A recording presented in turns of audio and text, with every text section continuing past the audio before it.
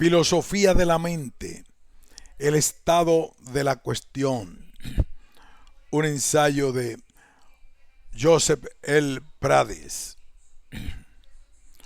Uno de los síntomas de la falta de cohesión en una tradición cultural es la dispersión, la ruptura de los supuestos compartidos que definen tanto la forma aceptable de los problemas como la relevancia de las posibles respuestas. Si la filosofía contemporánea es un ejemplo de esa situación, la filosofía de la mente es una de las áreas donde la fragmentación cultural se muestra de una forma más contundente. En ciertas zonas de la discusión filosófica, como la filosofía del lenguaje, la metafísica o la epistemología, existen desacuerdos fundamentales, pero tales desacuerdos aparecen todavía explícitamente en la controversia contemporánea. Por citar un caso, la discusión entre las concepciones neofragianas y las radicalmente antifregianas es una discrepancia fundamental en filosofía del lenguaje. Sin embargo, no nos resulta extraño que la discrepancia en cuestión sea uno de los objetos explícitos de reflexión en la filosofía del lenguaje actual. No sucede lo mismo en filosofía de la mente. Aquí las diferencias fundamentales son el resultado de divergencias más básicas en otras áreas, como filosofía del lenguaje o metafísica. De esas discrepancias surgen percepciones muy diferentes sobre la forma misma de los problemas a tratar. Como consecuencia, en muchos casos, parece que la definición misma del problema es ininteligible para las concepciones alternativas.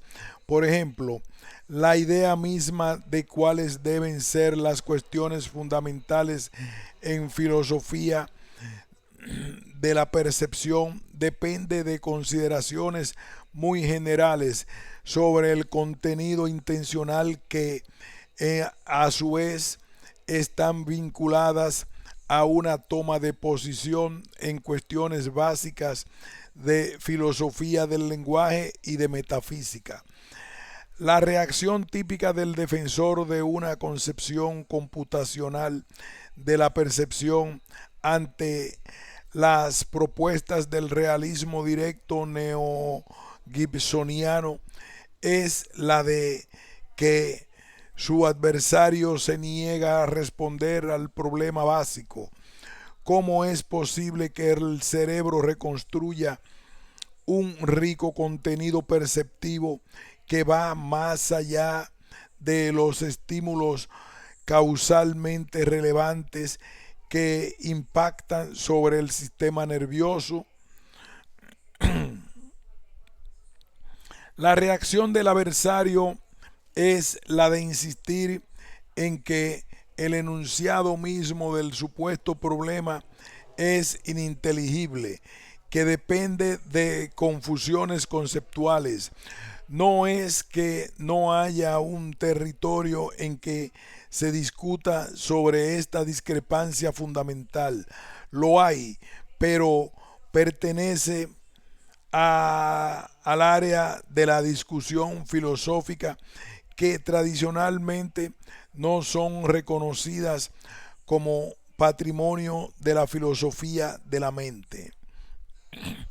Todo esto afecta al formato que debe tener el presente comentario. Por una parte, la panorámica presentada no puede aislarse de controversias y discusiones fundamentales que pertenecen a otras áreas más básicas de la reflexión filosófica e incluso a la concepción misma de la filosofía y de sus relaciones con la ciencia.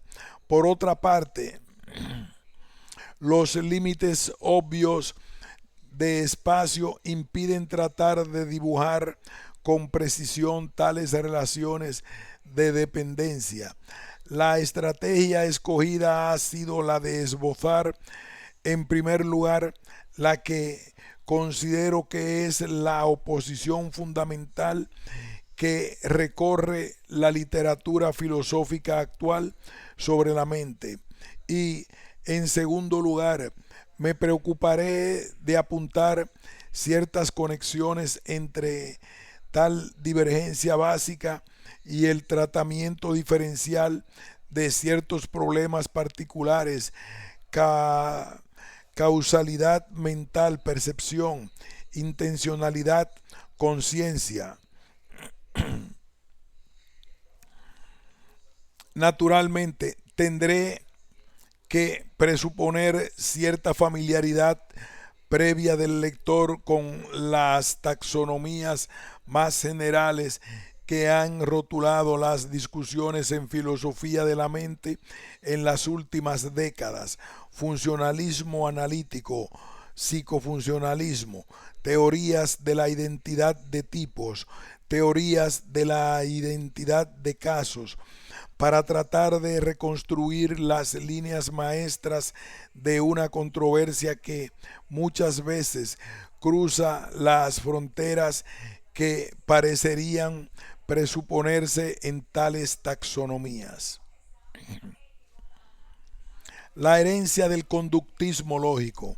La etiqueta de conductismo lógico ha desaparecido prácticamente como el nombre de una posición respetable. El conductismo lógico pretendía la reducción de los estados mentales a disposiciones conductuales. Un deseo o una creencia eran analizados como meras disposiciones a actuar de cierta forma cuando se dan ciertas condiciones. Una crítica habitual al conductismo lógico ha sido la de que olvidaba tanto el rol casual de los estados internos del organismo como el hecho de que muchas actitudes proposicionales, por ejemplo, creencias sofisticadas, no poseen manifestaciones conductuales características. El funcionalismo puede considerarse como un heredero natural del conductismo, con la salvedad de que trata de evitar estos dos problemas básicos: un tipo de estado mental para el funcionalismo se define en términos de cierto rol funcional, pero el rol funcional no es necesariamente una disposición a cierta forma de conducta manifiesta y puede definirse a través de multitud de relaciones con otros estados internos del organismo.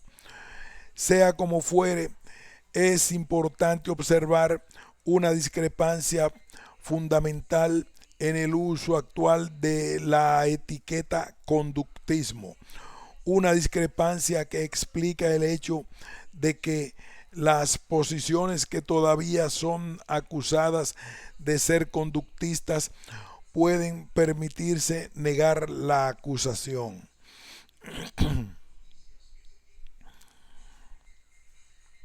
El caso, el caso arquetípico serían las concepciones neo-wittgensteinianas de la mente.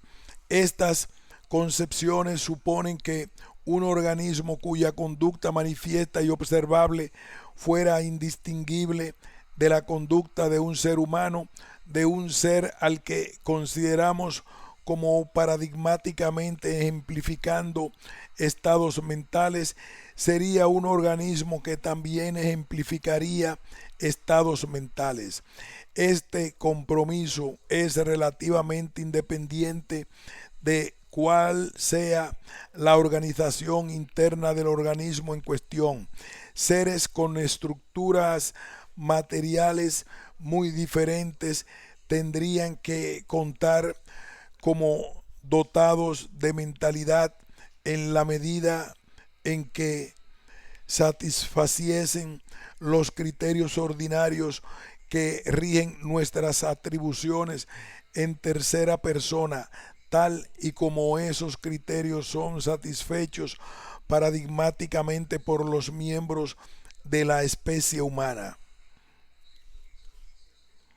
¿En qué sentido esa concepción general de la mente cuenta o no como conductismo lógico?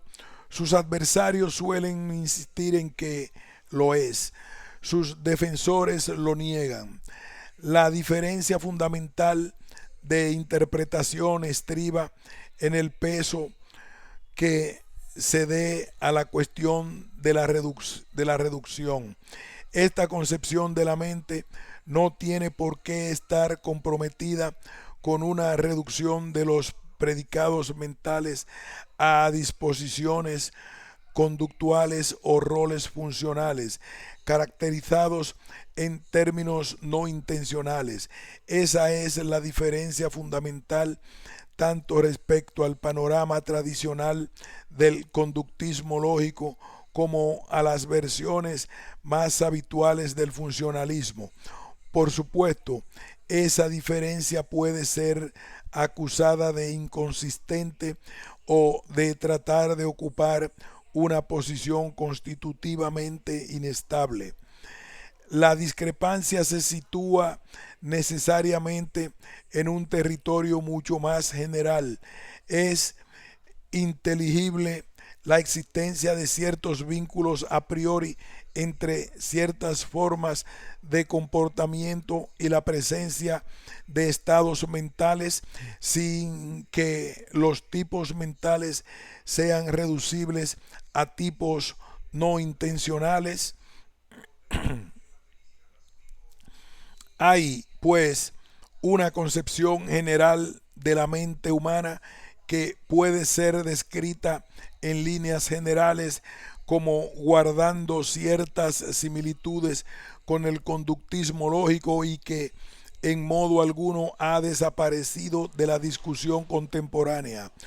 Puede rastrearse en la producción filosófica de los seguidores de Wittgenstein o de filósofos como Daniel Dennett, Donald Davidson o el último Hilary Putnam. Para ellos, los criterios ordinarios de atribución de mentalidad están constitutivamente vinculados a la propiedad atribuida, de tal modo que casos paradigmáticos de satisfacción de tales criterios no dejan abierta cuestión alguna sobre si el sujeto atribuido tiene o no estados mentales.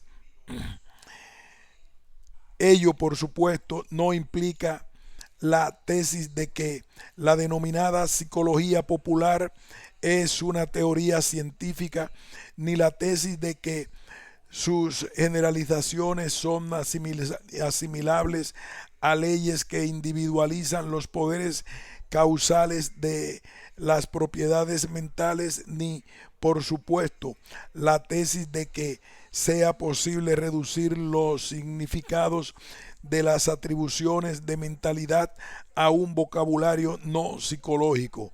No es extraño, sin embargo, que tal concepción general de la mente sea asimilada a una variante de funcionalismo que hoy en día ha pasado a ser minoritaria, el denominado funcionalismo analítico.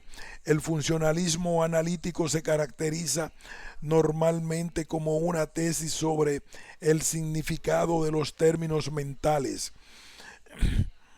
Considera que nuestros predicados mentales ordinarios pueden ser analizados en términos de relaciones causales entre estímulos, respuestas y otros estados mentales. La restricción que le impone el adjetivo analítico es la de que tal reducción está implícita en nuestra competencia ordinaria en el uso de los predicados mentales.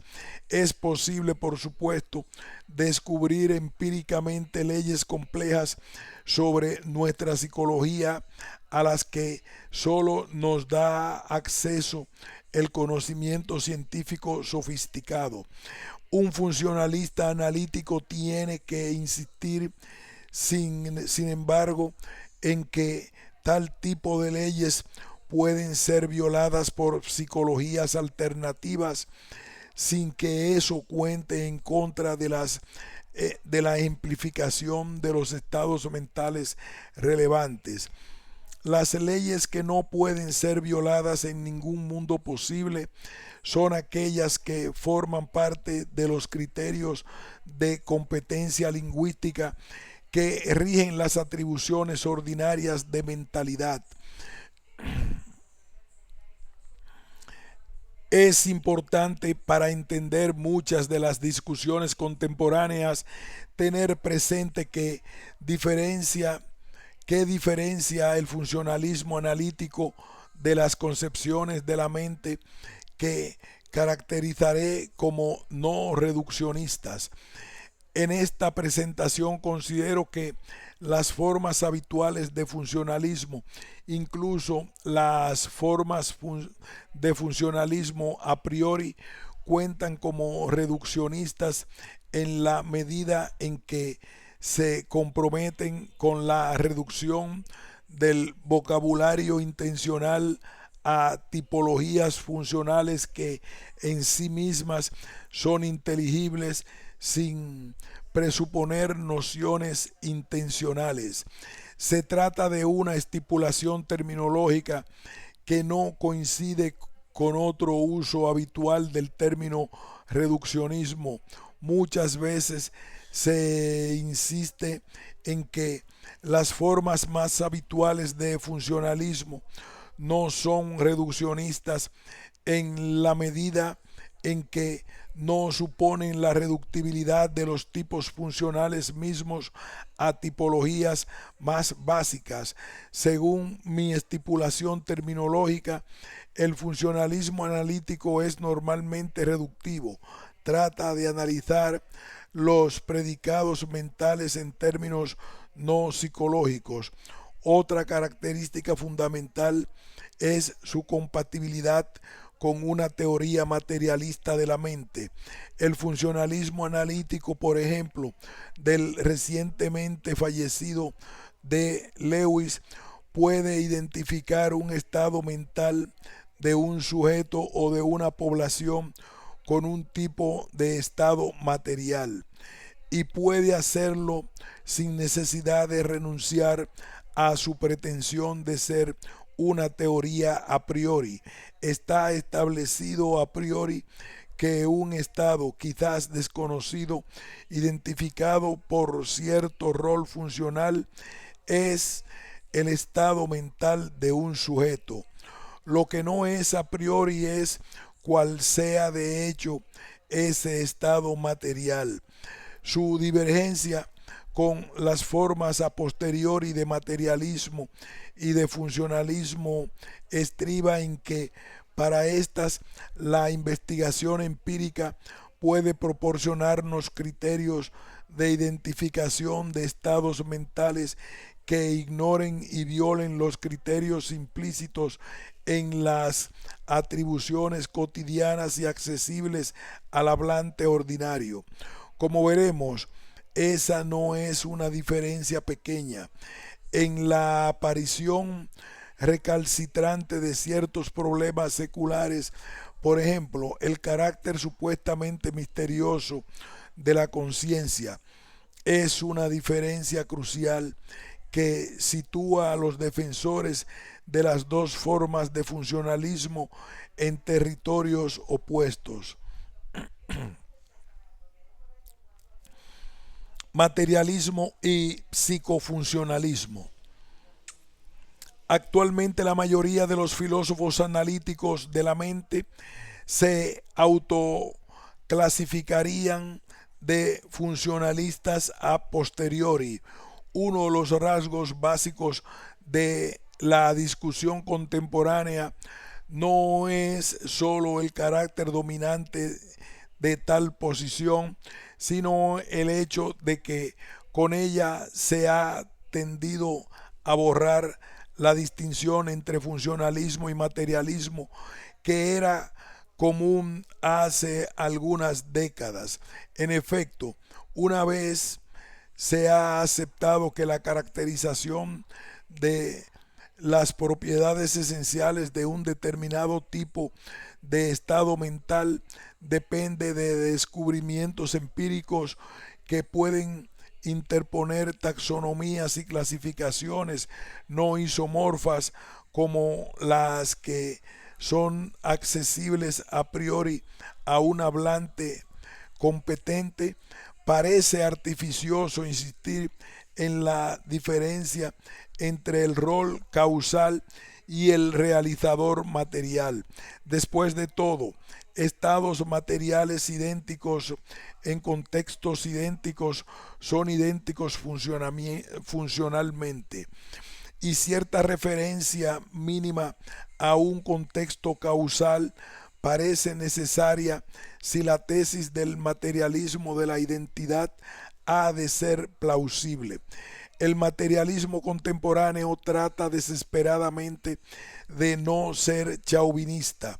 Son concebibles seres dotados de mente con una composición material distinta a la nuestra. La identidad entre tipos de estados mentales y tipos materiales ha de ser concebida como relativa a una población determinada. Una vez aceptado este punto crucial, las diferencias con el funcionalismo a posteriori se reducen considerablemente.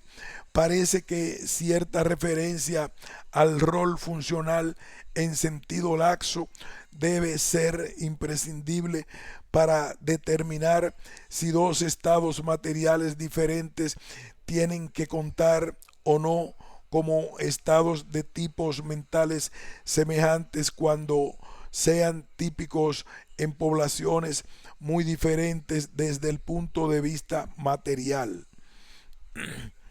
El materialismo reductivo prevaleciente en la literatura filosófica actual sobre la mente no se contrapone solo al dualismo de sustancias.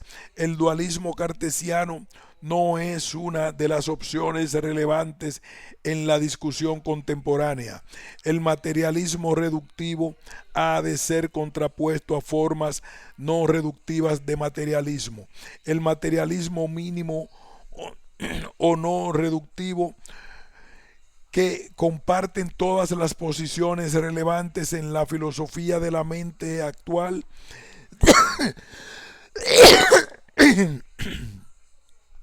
se caracteriza por aceptar el hecho de que las propiedades mentales sobrevienen a las propiedades básicas materiales. Dos mundos que fueran idénticos en las propiedades básicas de la materia y en sus relaciones no podrían diferir en otras propiedades, serían estética, económica y mentalmente iguales. No es este el momento de discutir el estatus de esa convicción. Una lectura atenta de la literatura nos convencerá fácilmente de que es defendida en parte por motivos conceptuales y en parte por motivos empíricos.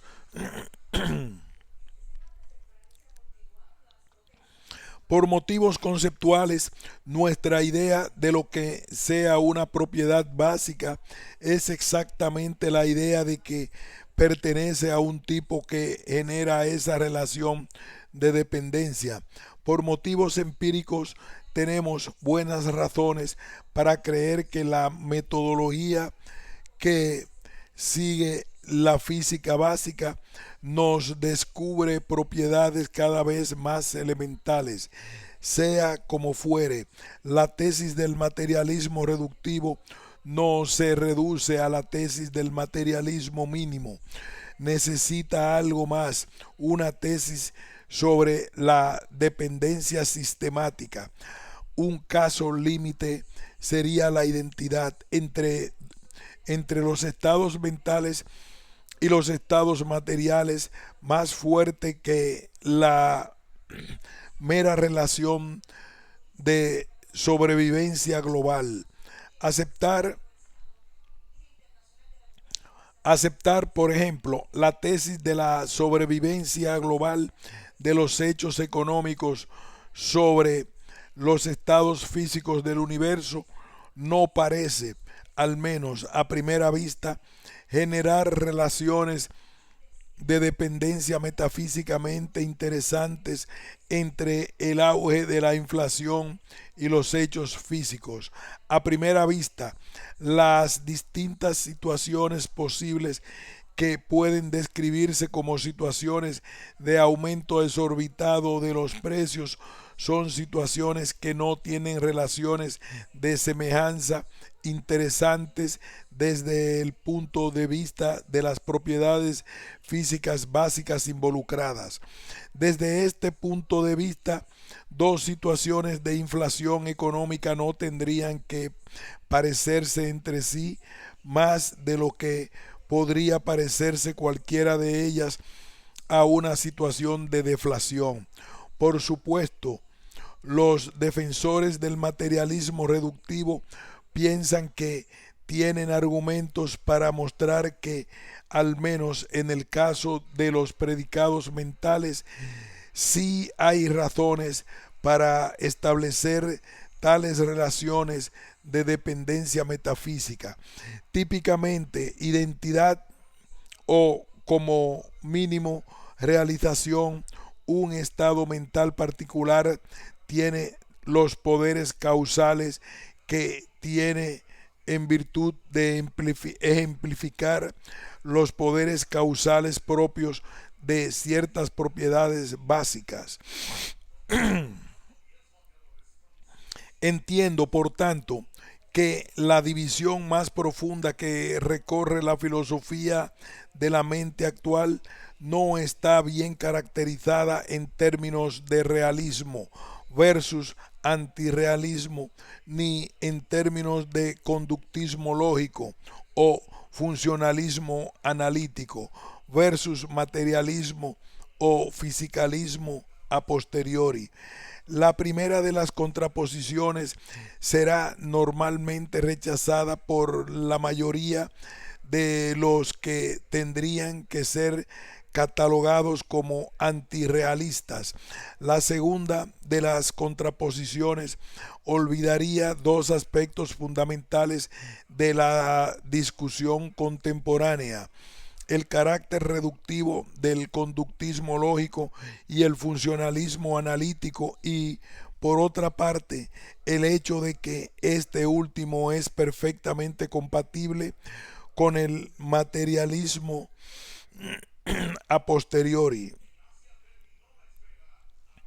La contraposición debe establecerse en términos de una cuestión crucial. Exige nuestra concepción científica del mundo que cualquier tipología, incluidas las mentales, que trate de atrapar propiedades genuinas deba tener relaciones de dependencia sistemática y lógica con ciertos tipos de estados materiales o funcionales que tendrían que ser determinados por la mejor ciencia posible. Los defensores de las formas de materialismo y funcionalismo a posteriori, y también los funcionalistas analíticos que creen que su posición es compatible con el materialismo, responderían que sí. Un eliminacionista típico también respondería que sí, simplemente rechazaría que haya genuinas propiedades mentales e insistiría en que la tipología impuesta por nuestros predicados mentales es completamente heteroforma, con la que la ciencia del cerebro nos revela.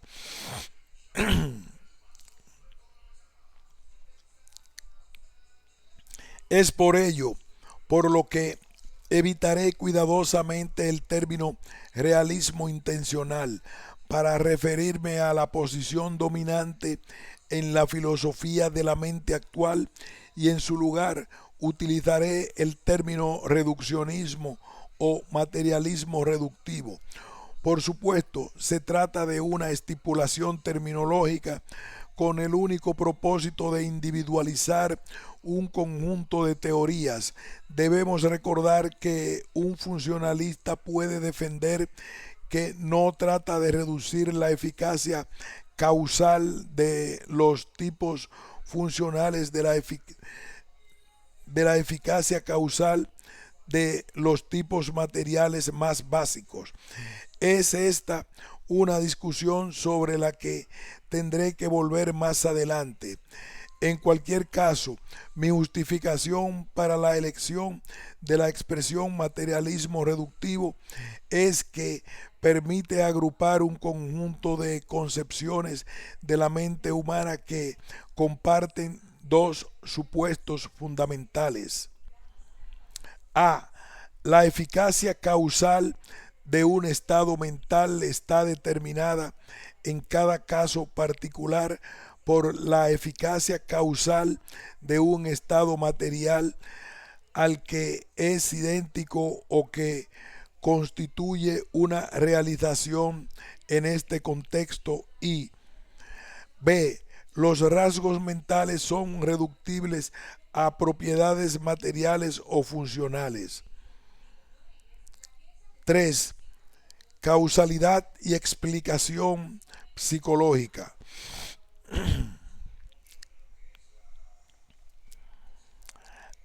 La sobre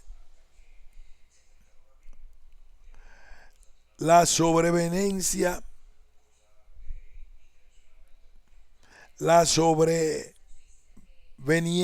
global de cualquier propiedad sobre las propiedades físicas no es un fenómeno decisivo a favor del reduccionismo. No es a prima facie obvio, por ejemplo, que la sobreveniencia global de los hechos económicos, deportivos, estéticos o morales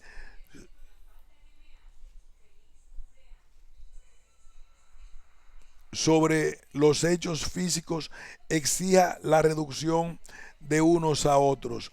Por razones expositivas y dialécticas no voy a entrar en la forma especial en que la ausencia de reductibilidad se usa para fundamentar el eliminacionismo, pues la forma típica de reduccionismo materialista en filosofía de la mente no es eliminacionista. Por tanto, tiene razones para creer que la reducción ha de ser de hecho posible. No sólo que la reducción tendría que ser posible si los predicados mentales atraparan genuinas propiedades. Cualquier camino que vaya de la sobreveniencia global a la necesidad de la reducción ha de incorporar algunos supuestos que expliquen por qué la opción de la reducción es más atractiva que la mera eliminación.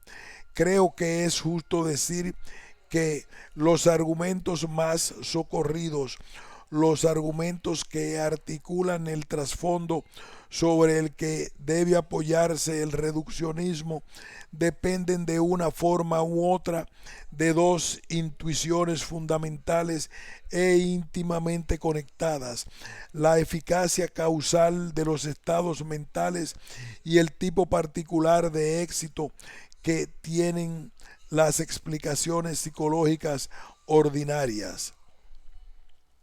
La idea de que la mente tiene eficacia causal sobre el mundo físico ha sido tradicionalmente uno de los supuestos básicos en el rechazo del dualismo y el epifenomenalismo, pero la tendencia reduccionista que caracteriza a la filosofía contemporánea de la mente no se basa solo en el hecho obvio de que hay relaciones causales entre lo mental y lo físico.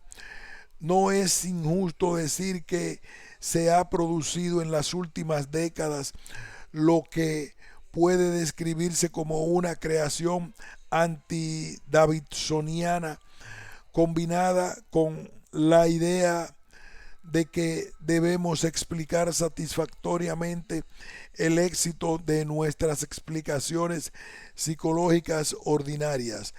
Davidson hizo famosa una teoría de la identidad de casos. Cada suceso mental es también un suceso físico, que pretendía tener la virtud de ser compatible con una forma radical de no reduccionismo. La identidad de casos era compatible con que no existiera ninguna relación de dependencia sistemática entre los tipos correspondientes. Las relaciones causales debían ser reducidas a relaciones entre sucesos físicos, de donde se seguía, según Davidson, que todos los sucesos causalmente efectivos, incluidos los mentales, debían ser también físicos. Por otra parte, los rasgos mentales que se mencionan en las explicaciones psicológicas ordinarias no se suponían reducibles a propiedades físicas del mundo. Es terreno común en la literatura contemporánea aceptar que una solución como la de Davidson, además de no incorporar, como vio Quine, un criterio no circular para la individualización de sucesos, comportaba la ineficacia causal de las propiedades mentales y por tanto eliminaba el rol propiamente explicativo de los rasgos mentales. Un suceso mental no podría causar uno físico en virtud de ejemplificar algún rasgo mental. Por supuesto, desde ese punto de partida común, desde el rechazo del nominalismo davidsoniano, las rutas diferentes hacia el reduccionismo o hacia el antirreduccionismo nacen de una diferencia fundamental. Un reduccionista pensará que el éxito de nuestras explicaciones psicológicas ordinarias necesitan, dados los supuestos mínimos mencionados sobre la eficacia causal de la mente en el mundo físico, cierta relación de dependencia sistemática entre los dos tipos mentales y los tipos físicos. Un antireduccionista lo negará y con ello se verá obligado, en la medida en que niegue la radical separación davidsoniana entre la metafísica de la causalidad y la epistemología de la explicación causal, a revisar algunos de los supuestos sobre la causalidad mental que a un reduccionista le parecen intocables. Por supuesto, dada la variedad de doctrinas que he agrupado bajo el genérico reduccionismo, no Todos los defensores están igualmente comprometidos con el valor de las explicaciones psicológicas ordinarias. Es compatible con el espíritu del reduccionismo la idea de que muchas de nuestras explicaciones ordinarias no atrapan verdaderas relaciones causales y que muchos de nuestros predicados mentales ordinarios no se verían reflejados en modo alguno en una ciencia psicológica madura. No es compatible con el reduccionismo si es que requiere evitar el eliminacionismo, insistir en que la mente carece de eficacia causal o en que no puede haber explicaciones causales psicológicas satisfactorias. Imaginemos la siguiente posibilidad: un genio laplaciano que tiene un conocimiento completo de las leyes básicas del universo, de las propiedades básicas y de su distribución. Un defensor del reduccionismo puede aceptar que ciertas capacidades epistemológicas nuestras podrían serle en principio ajenas. Nuestro genio podría no tener acceso a la clasificación del mundo en las clases de semejanza que nuestros predicados mentales establecen. Podría no tener predicados que atraparan algo semejante a nuestras categorías de creencia o intención. Por ejemplo, esa no sería, sin embargo, la cuestión crucial para un reduccionista. La cuestión crucial tendría que ser la de que si creencias e intenciones son causalmente relevantes y nuestra apelación a ellas es explicativamente relevante, los tipos introducidos por nuestra categorización mental del mundo no pueden ser completamente heteromorfos desde el punto de vista de las propiedades básicas del mundo que el genio laplaciano sí podría detectar, como, como,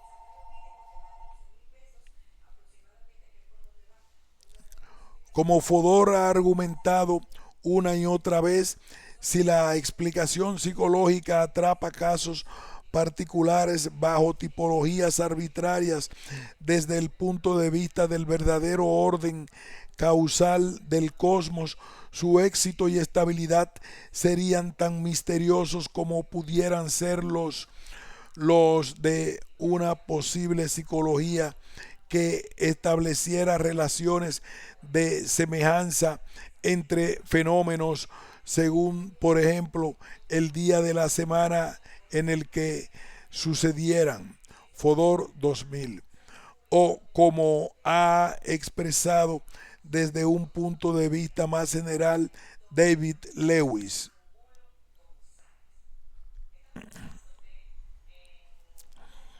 La enorme mayoría de los aspectos sobrevenientes del mundo solo son dados por disyunciones misceláneas infinitas de condiciones físicas infinitamente complejas. Por tanto, detectarlas, nombrarlas o pensar sobre una de ellas en un momento determinado es algo que está más allá de nuestro poder. Los rasgos mentales del mundo no están en absoluto más allá de nuestras capacidades epistémicas.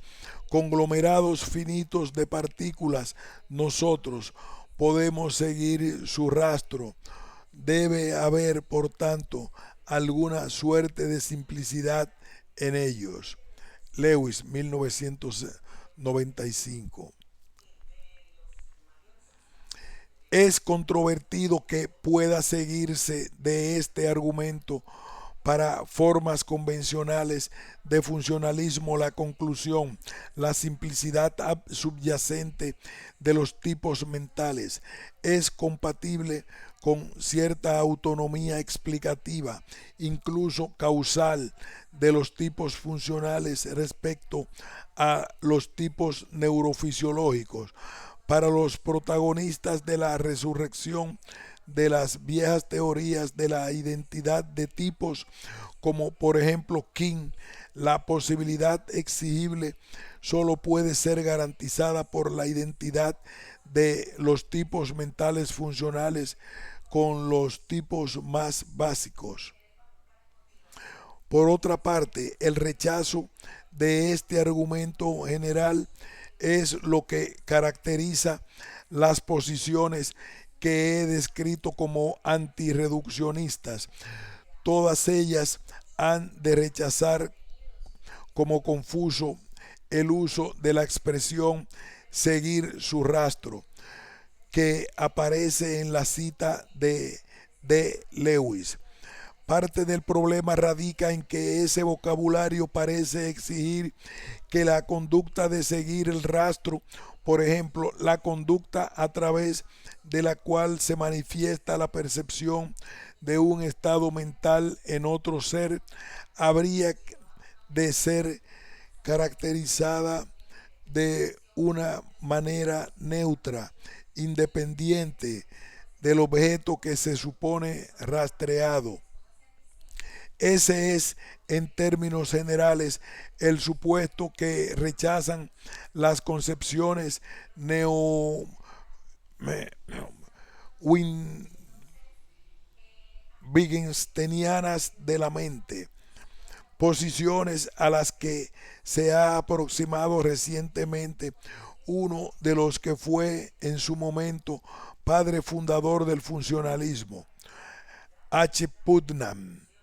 El problema con el argumento general que hemos mencionado para estas concepciones sería simplemente que sienta la cuestión por anticipado.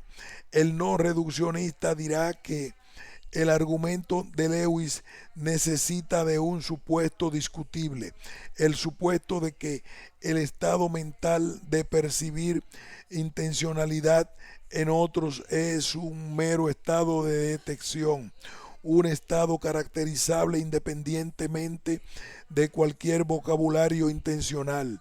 Por el contrario, utilizando la terminología del propio Lewis, su adversario sostendrá que nosotros, conglomerados finitos de partículas, podemos formarnos estados mentales sobre estados mentales de otros seres, lo que Lewis denomina seguir el rastro, sin necesidad de postular que haya orden ni simplicidad en términos de propiedades básicas en los estados mentales atribuidos, precisamente porque tampoco hay orden ni simplicidad en el estado de percibirlo. Por supuesto, una posición semejante necesita de una justificación mucho más complicada de la que podría describirse en un comentario de este tipo. Tendría que mostrarle al reduccionista que la defensa esbozada del antirreduccionismo no supone un compromiso con el eliminacionismo. ¿Por qué no equivale a decir que la misma supuesta percepción del orden y simplicidad que está en la base de nuestra competencia ordinaria es ella misma una ilusión?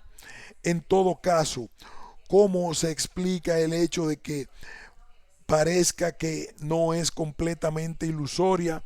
Estas son cuestiones típicas que muestran que los supuestos ocultos en muchas de las discusiones contemporáneas en filosofía de la mente se remiten a zonas mucho más generales de la discusión filosófica.